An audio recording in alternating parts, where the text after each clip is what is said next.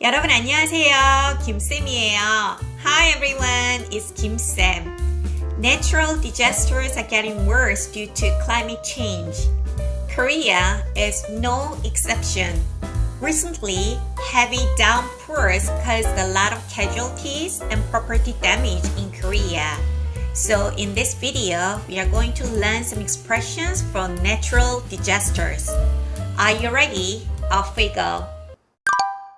Last week, it rained heavily in Korea, so it was totally chaos. Downpour is 폭우 in Korean. Repeat after me. 폭우. If you want to say 폭우 with a verb in a sentence, can you guess which verb is used? When you say it's raining or it's snowing in Korean, you can use the verb 와요 or 내려요. For example, 비가 와요. 비가 내려요. 눈이 와요. 눈이 내려요. There is no much difference between 와요 and 내려요. You can also use these verbs with 폭우. So you can say 폭우가 와요 and 폭우가 내려요. Repeat after me. 폭우가 와요. 폭우가 내려요. There's one more verb that you can use is 쏟아지다. 쏟아지다 means to pour. So if you want to describe heavy rain, heavy snow, and heavy downpour, you can say 비가 쏟아져요. 눈이 쏟아져요. And 폭우가 쏟아져요.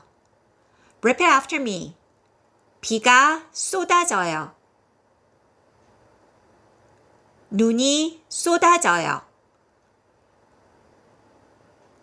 폭우가 쏟아져요. If the heavy rain is severe, there could be a flood. Flood is 홍수 in Korean. Repeat after me. 홍수. When talking about damage caused by flood, we use the expressions 물에 잠기다 or 침수되다. It means be submerged. Repeat after me. 물에 잠기다. 침수되다. And you can say 폭우 때문에 강남역 일대가 물에 잠겼어요. 폭우가 쏟아져서 일부 지하철역이 침수됐어요. Last but not least, people who have nowhere to go because their houses are flooded due to heavy rain are called 이재민. Repeat after me. 이재민. 수해 피해 입으신 이재민 분들 하루빨리 일상으로 회복하시길 바랍니다. That's it for today. Thanks for watching. If you have any questions, let me know in a comment below.